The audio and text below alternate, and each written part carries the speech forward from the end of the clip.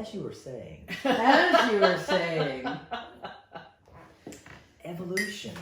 Evolution.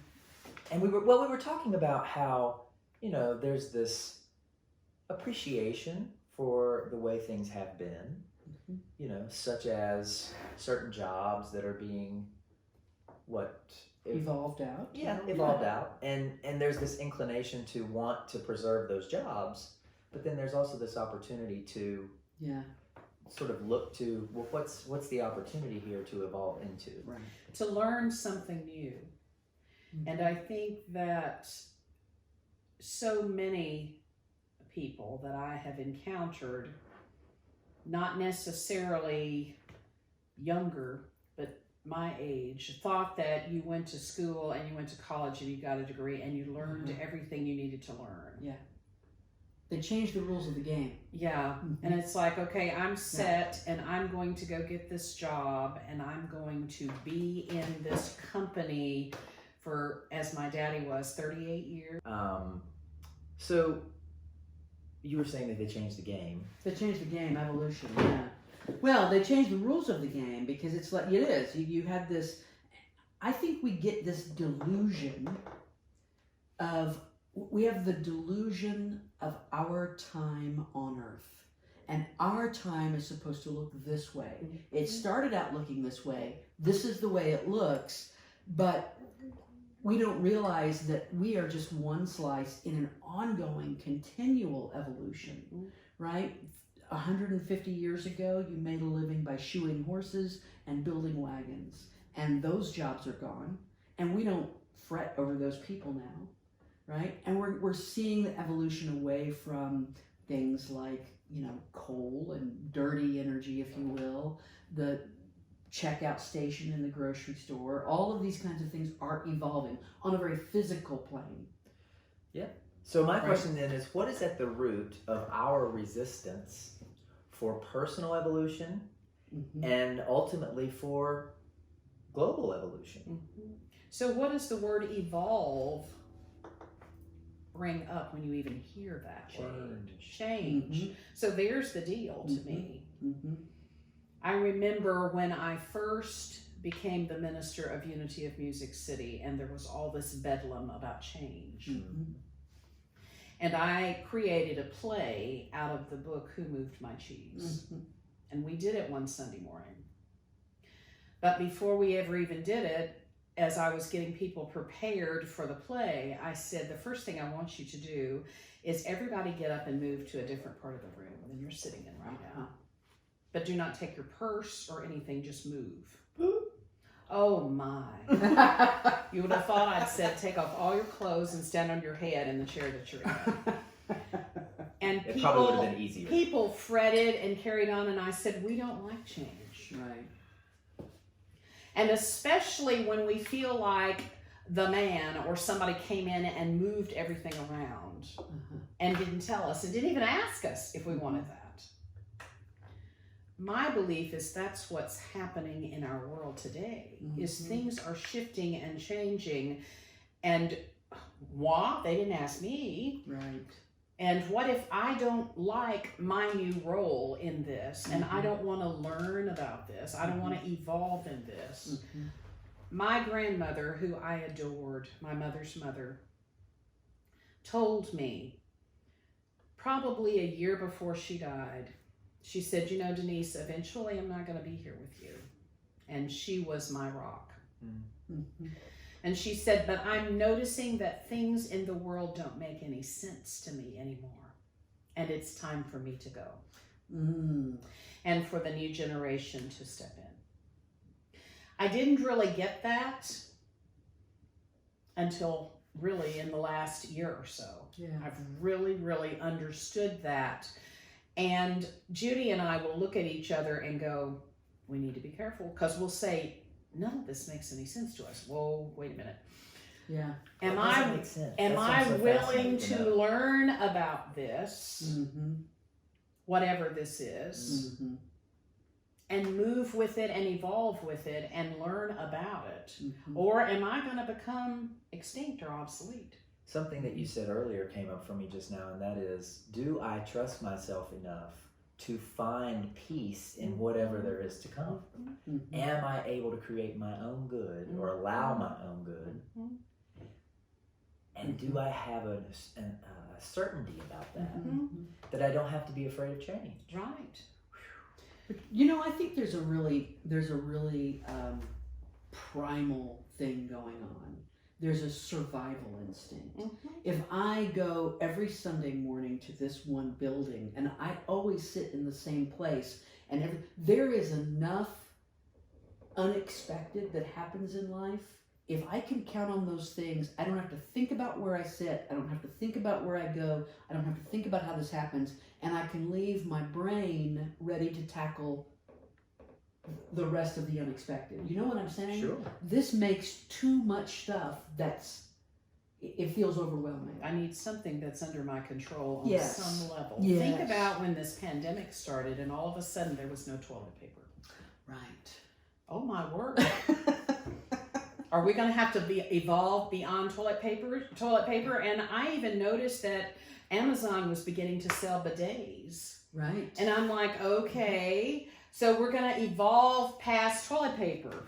But it's like, what is it that takes us all to the gripping point of, oh dear God, I'm going to go out to the stores and buy 400 packages of toilet paper so that I can hang on to this right here because I'm so afraid we're not going to have it. Yeah. Meat got that way for a while. People sure were did. like, oh dear God, there's not going to be any meat. Yep. You know. Sure did. But think about what's happened in our world. I don't have my cell phone here, but a little cell phone. It wasn't that long ago when that wasn't even a part of our lives. Exactly. I don't want to be the one caught having not anticipated. I don't want to be the one caught with my pants down, so to speak, right? Yes. But So I'm perfectly fine with you being the one because I got all the toilet paper. Right? And what does that maybe come from that time when we were kids and we were humiliated because you didn't think ahead. Yeah. You didn't anticipate. Didn't plan. You weren't the smart one. Yeah. Like your brother was. Exactly. Or your sister was. And so, all of that stuff is very alive, I think, in our unconscious. It is. Such that we see an opportunity around toilet paper, and the next thing you know, we've got a pickup truck full. Yes. Yeah. Only because we don't want to be caught without in our time of need. Right. We just don't want to be humiliated or somehow feel like we weren't smart. Right. So how do we even begin to understand what is evolving? I think about technology, and Judy and I have a wonderful place at the river, and we have an Amazon Fire Stick. Judy is still saying, I don't know how to use that. I can't use that. And I'm like, honey, it's really easy. Just, play with it. You can't break it. Just kind of Rudy around with it till you figure, I can't. And so when I get ready to go to bed at night, I have to get it ready for her if she wants to watch something because she's afraid she's not going to know how to use it. And that's just one example of some little device that you've got to go with the arrows back and forth and try to figure out. But people get it in their mind, I can't do this. I don't know how to do this. My 88-year-old father will not use a cell phone because he's afraid of them. My mother gets online and orders all of her groceries and texts me and the boys and, uses it all the time. So it's not even about age, it's about your consciousness. What am I willing to move with? My mother said to me, probably when the boys were both still in high school, if I don't learn how to do this, I'll never communicate with them again because this is the way they communicate. That's exactly right. That's exactly right. So it's like, what stops us and goes, no, I'm not doing this. I refuse to go here. I think one of the, and you have children, I work with college-age students, and that helps. Yes, it to does. stay in direct contact with younger generations helps because I think one of the transformations I had to make was going from a place where I can know how something works, right? When it was just typing a paper and turning it in, I can know how this whole process works. We now have technology that I saw something the other day, a documentary about the internet, and they were saying nobody really knows how it all works. No. Nobody really understands. Not even, the people who own the Right. companies. And so letting go of the delusion that I could understand how something works. Right. Young people are comfortable with that. Well, sure. And it was my youngest son, Austin, who said, Mother, just push a button and see what happens. Exactly. It's okay. Now, that reminds me of, we don't have to know how we manifest. We don't. We just have to be able to hold the feeling Yes. of what it is we choose to manifest long enough such that we allow it to appear. You may not have been in my presence enough when I have said to many people, the how is none of our business. Oh, I totally. And I've people heard that. don't like that. Absolutely. But the how is none of our business. It's just knowing that you know that I'm holding this energy and this is what's going to manifest. Right.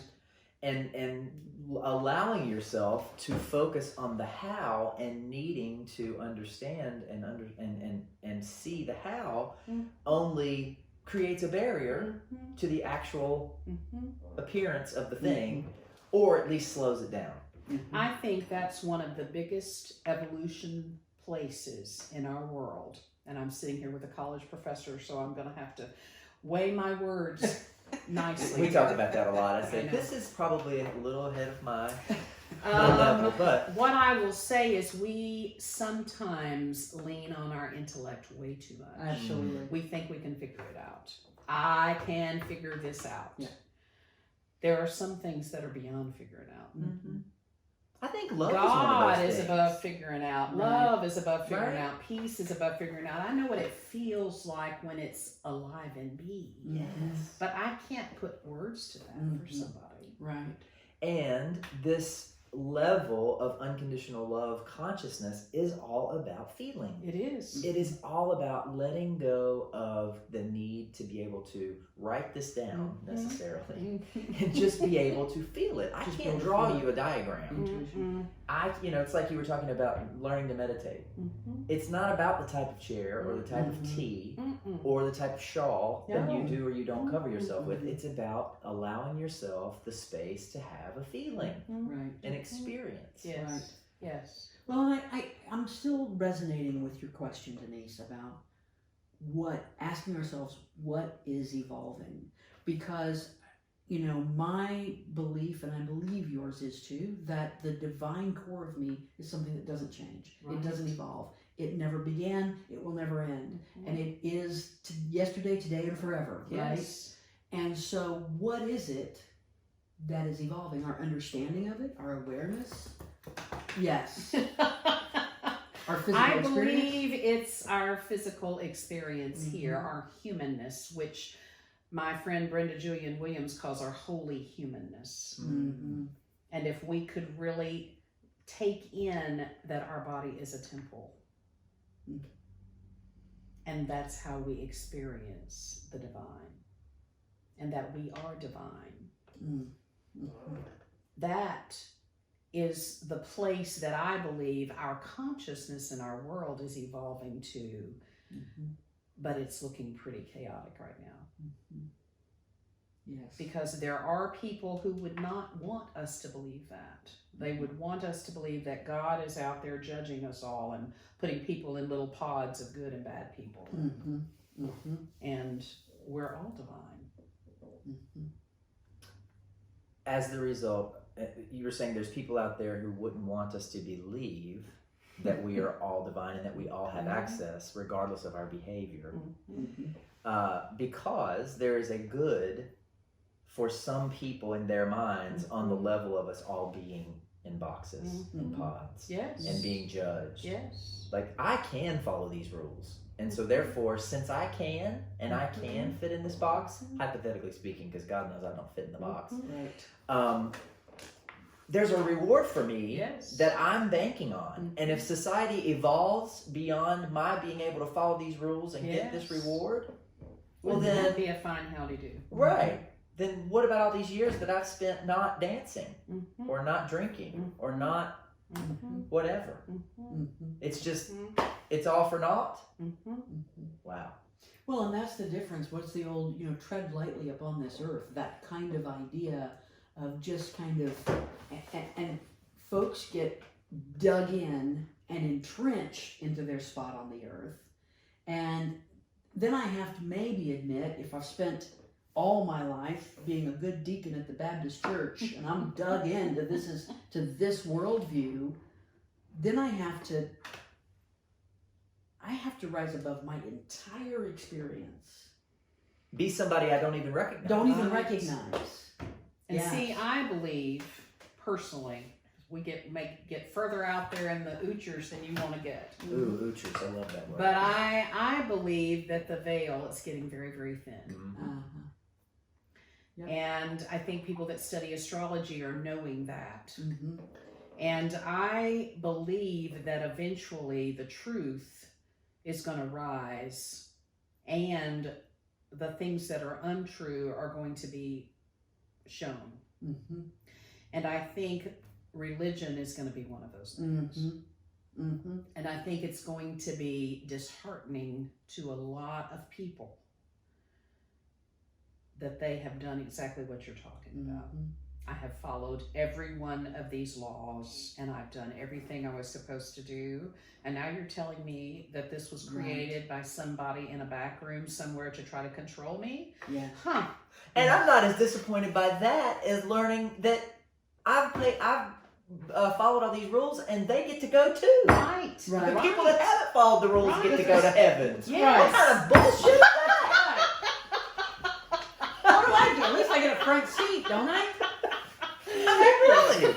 And in my Father's house are many mansions. Yes. Maybe mine will be better. But Who you know, knows? I think you're right though about the evolution that's happening and the awakening that's happening. I think that the veil being thin, if you will, I feel on a very deep level that the world is going to flower in the next 20, 50, 100 years, whatever, in ways that we don't even know how to predict.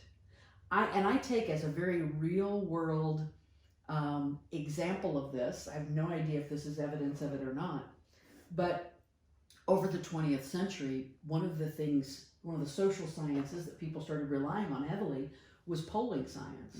Mm-hmm. And the last two presidential elections, they've been off completely. Yes. That science doesn't work anymore. Our ability to predict our world, to know what's going to happen, how it's going to unfold, I think it's not what it used to be or what we thought it was. Mm-hmm. Does that make sense? That delusion that we know what's going to happen is kind of... Well, and think about all the institutions that are hanging on by a thread because of that. Right.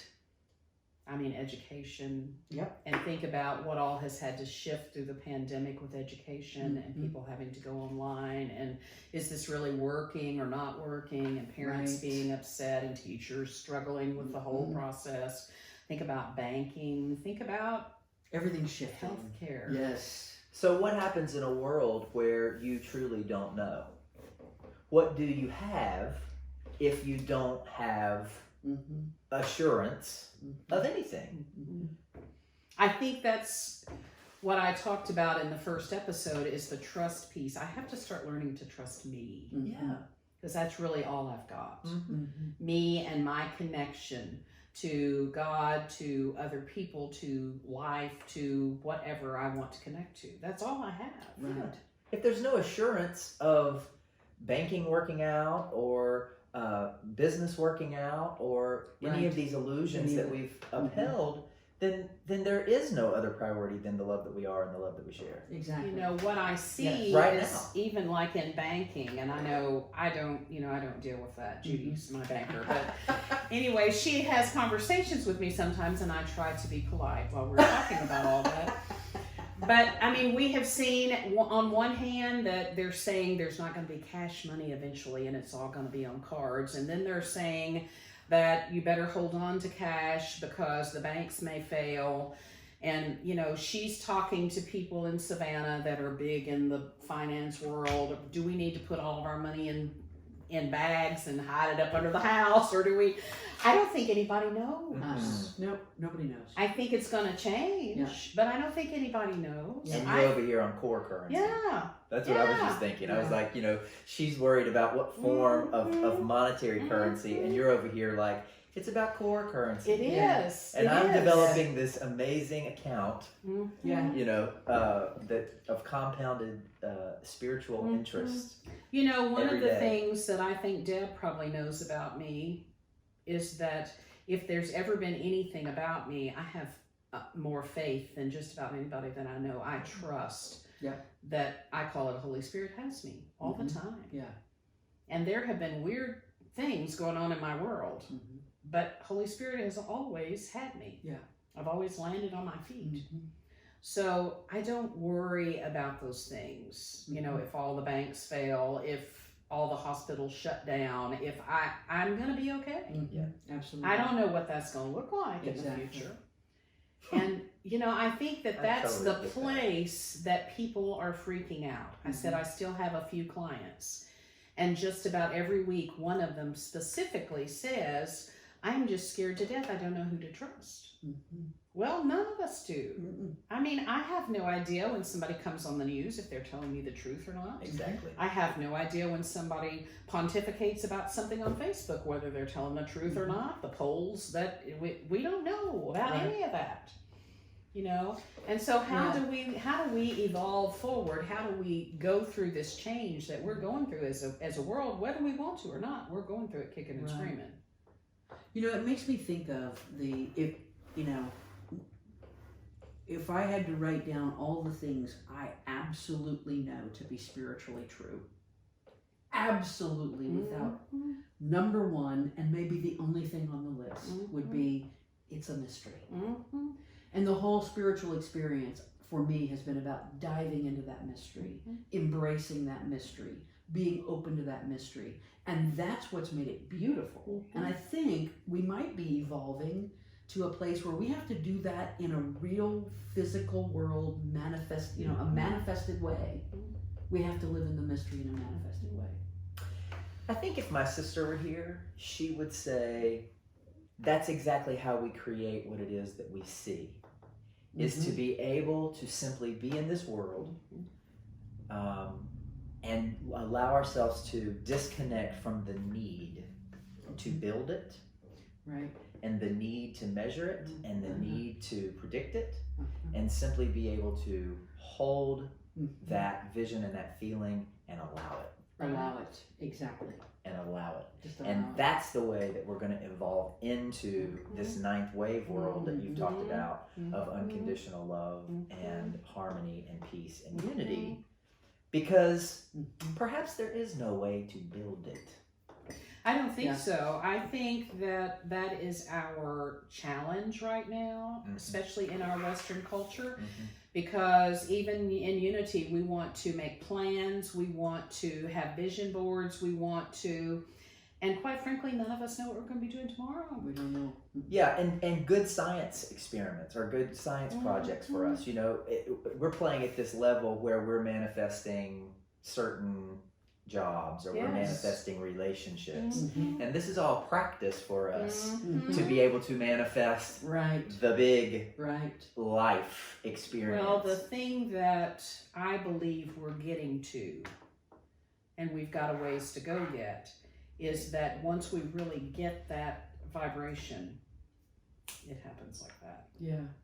But are we really ready to let it happen like that? Because sometimes some of my vibration's a little wonky. So do I really want what I'm really feeling and vibrating right now? Because I think the piece that a lot of us forget is it's really that's creating. Right. It's not all the sheets of paper that we write all that mess down on. It's my feeling nature. It's my emotions. It's my vibrational energy is drawing to me. So, interesting. Full circle. This morning we were talking about in a romantic relationship how it's very easy to be focused on the fire.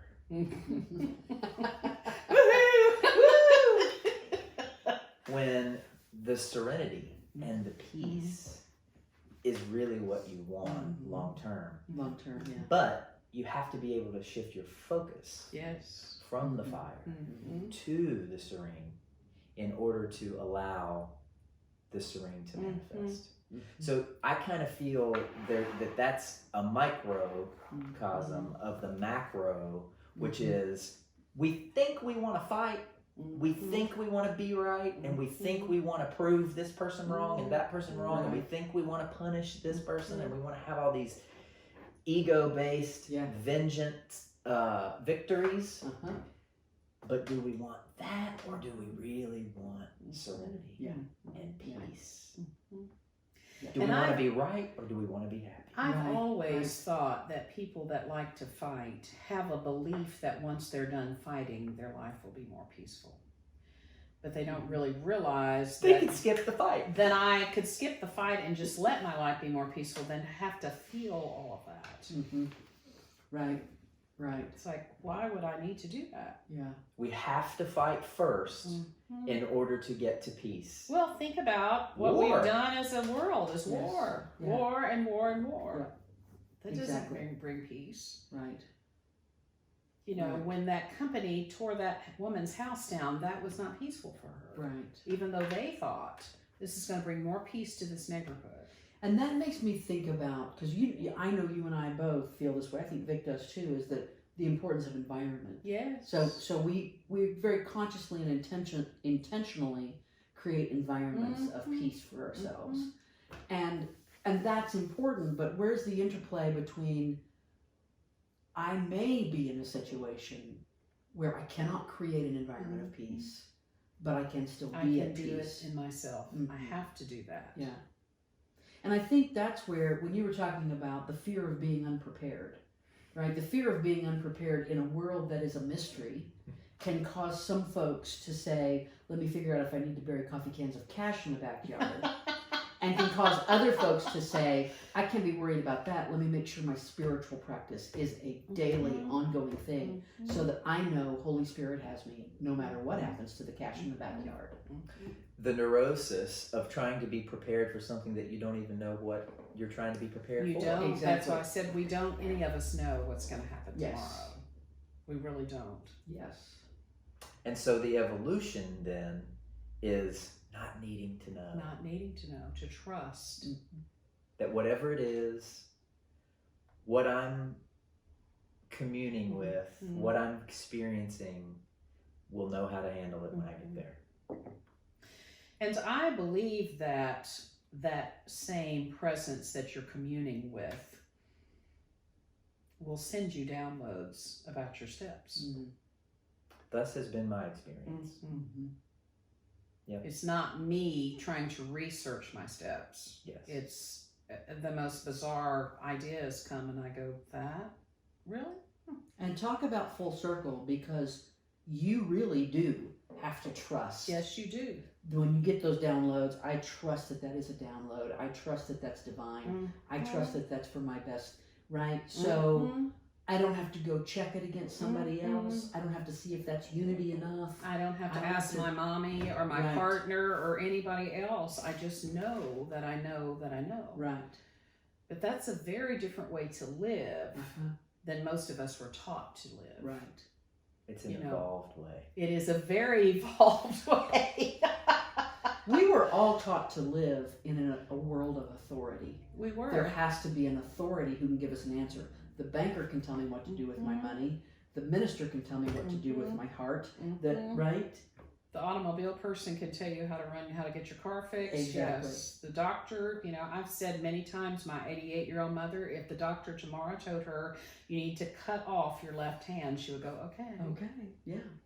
Because I trust all of that out there more than I trust my own divine authority to run my life, to live my life. And how did we get there?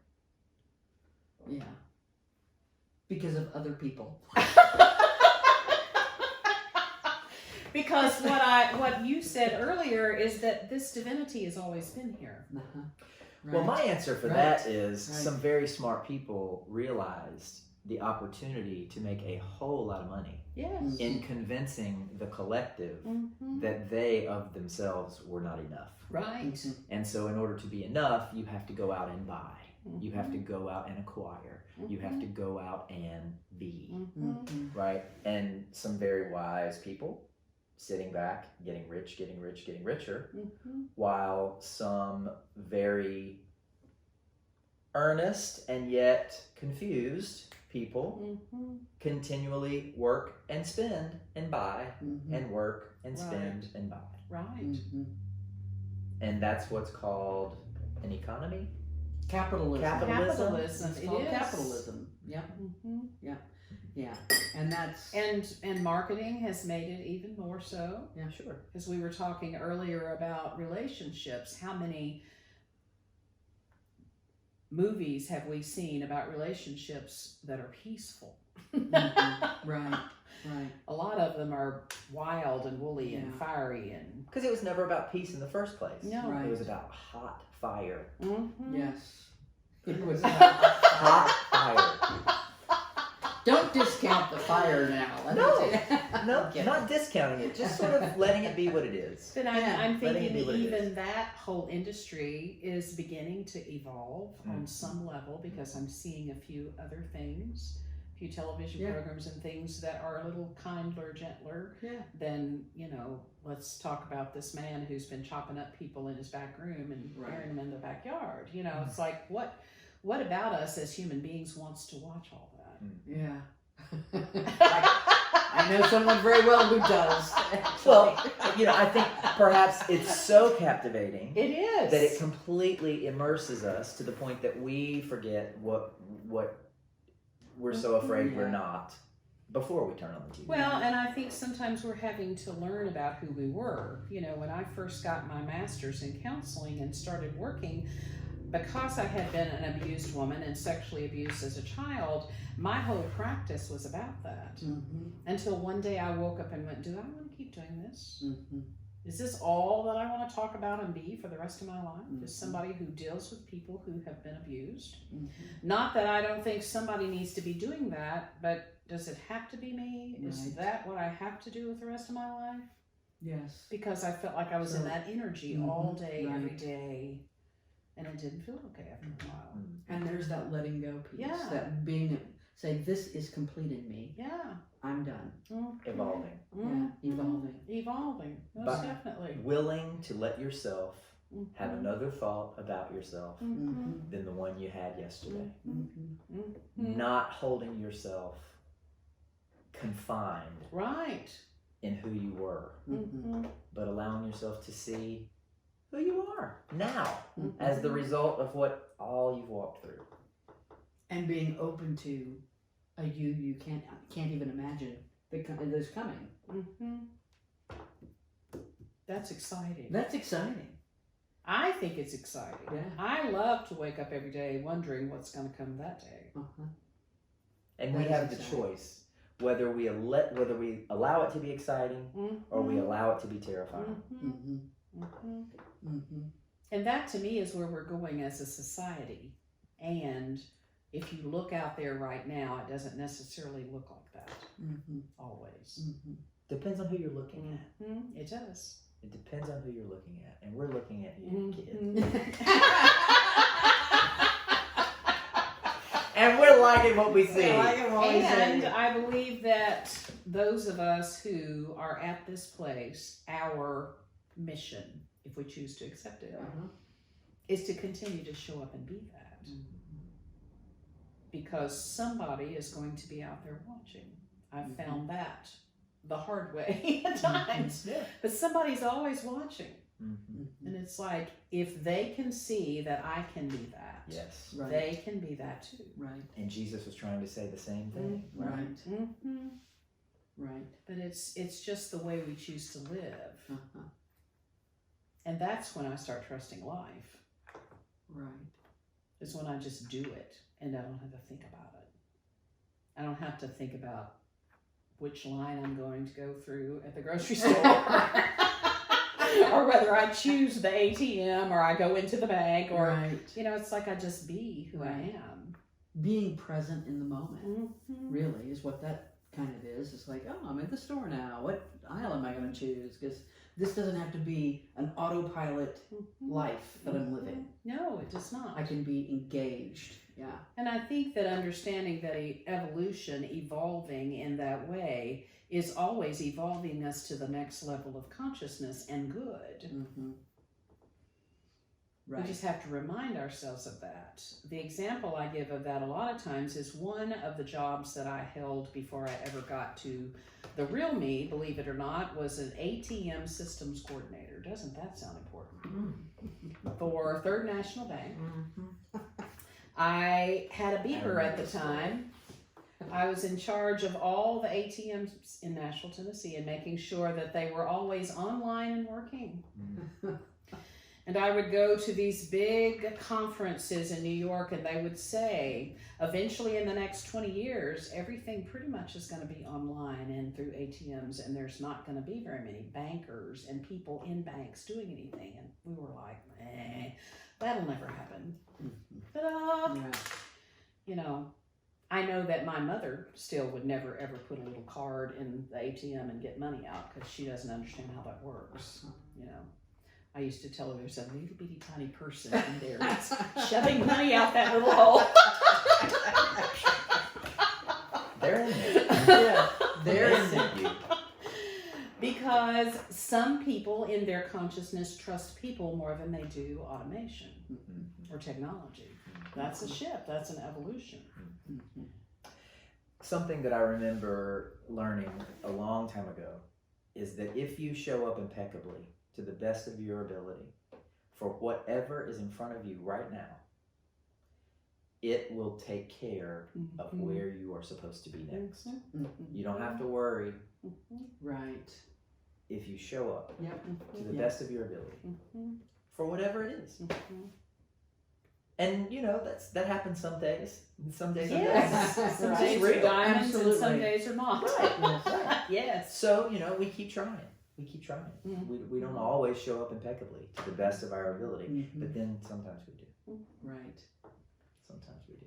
And that's when I think we feel that experience of what our impeccable really is, which is our connectedness. And exactly. And I think that's where the conversion of energy comes in for me, because when I don't show up impeccably, when I show up with all my, doo-doo leading the way, Blocks. right? And what often happens is that I'll have this moment of conflict with someone, and then I move, the days pass, and I'm still clinging to it in my head instead of just converting it. Right. And saying, you know what? Okay, own it. I see it. Let me show up in love today. And when I can convert, if I can successfully convert that energy, the next time I encounter that person, they will gladly convert along with me. Yes, they will. If I will just let myself, right? You know what I'm talking about? Oh, Is that coming out course. right? Of course. Yes. Okay. Sometimes if we're willing to show up in love, as love for love, then it transforms the intention of the space. Absolutely. So for other people, they think, well, Yeah. I'll let it go. Whatever it was, Right. it's all right. This feels too good to let go of. Let's just be happy together. Yes. Let's just, experience love together. Yes. And Wouldn't it be nice if we could just remember that I know, right? all day, every day? Wouldn't it be nice? Just to be love. Just to be peace. Maybe that's what's coming. So, the $1 million question. Mhm. Do I dare say this? Yes. I believe that our current president has helped us see that more than anybody else has ever helped us see that.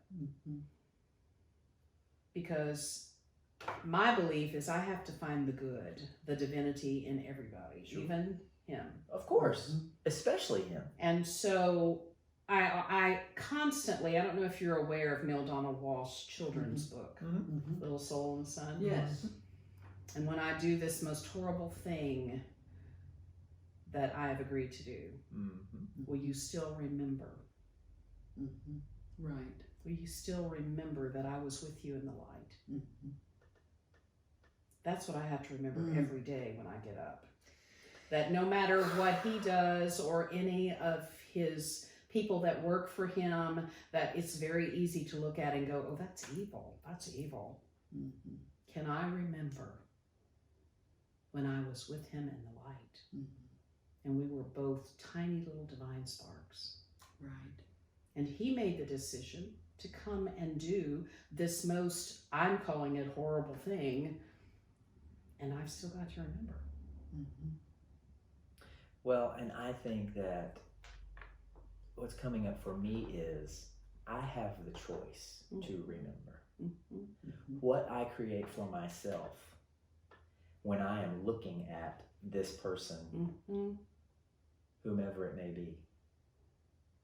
What I choose to remember, what I choose to create is what I will experience. Mm-hmm. So do I create the fact that we were once in the light and that they agreed to come and do and be this reminder thing that hurts? Yeah.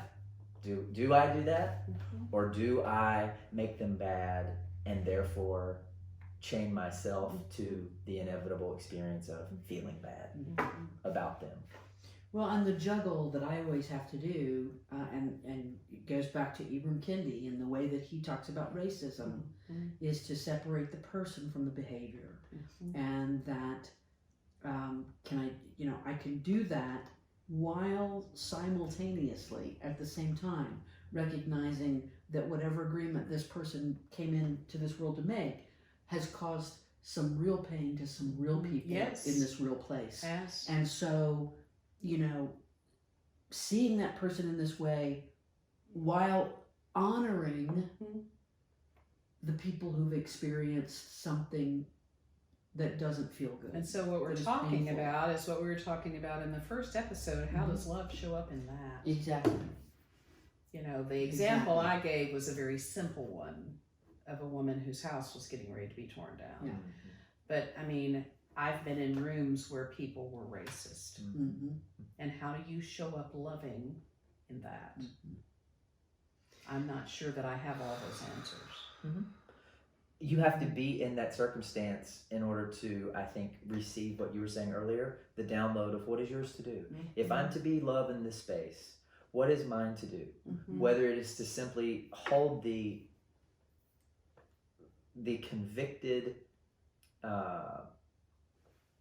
stance or the convicted space for this person, that even though you are in a racist consciousness right now, I'm not confused about you, and I know that you are love at your essence, and that you are evolving to that realization, and I'm holding that for you. Or it may be that there's something to be said, like you said. Would you say that to your mother? And I think that for us to remember that in every situation, because it's not that those people are not going to push our buttons, they are. Right. And what is the highest and best thing for me to do? Yes. In that moment.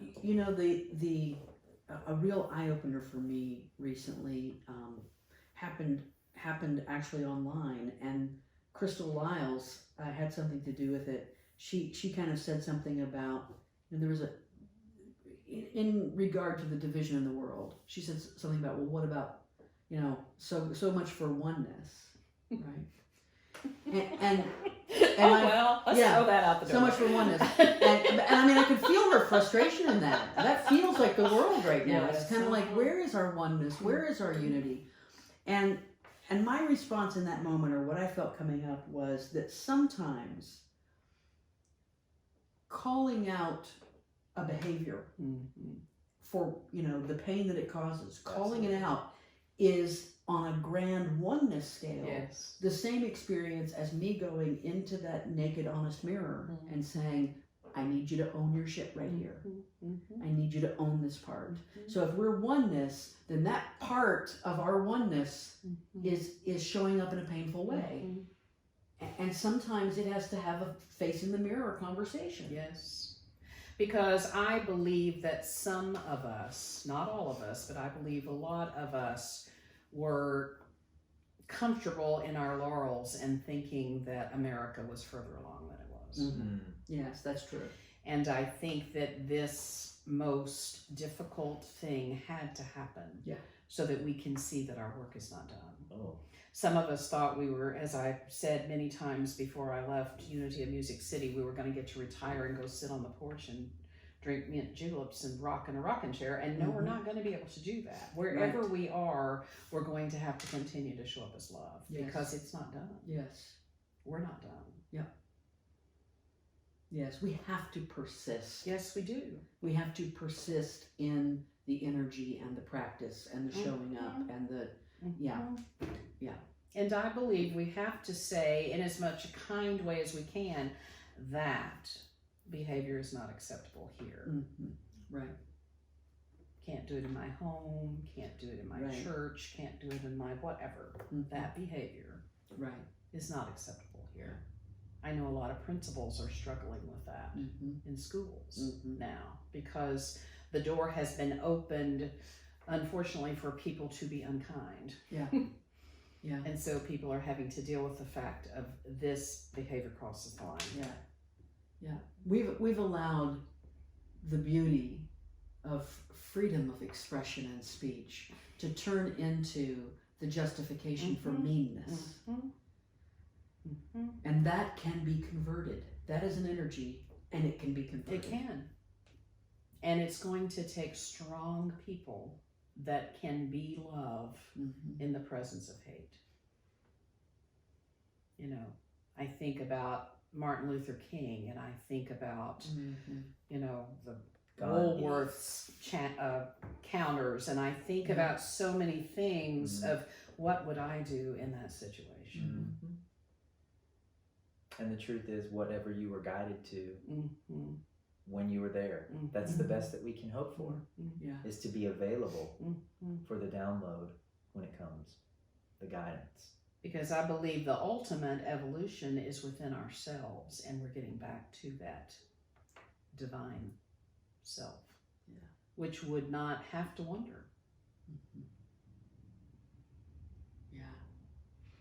Wouldn't that be special? And so it is. And so it is. Not ever have to wonder. And so it is. Thank you again. Thank Denise. you This both. has been a gift. Such a gift. Thank you so much. Who knew we would talk about all this? I know. We never know what we're going to talk about. Some days it's like, I don't know what a joy. to talk about. Exactly. Yeah. What a joy. Thank you for being a part of it. And we will see you the next time on HeartWise. Absolutely. Bye-bye. Bye. Cool.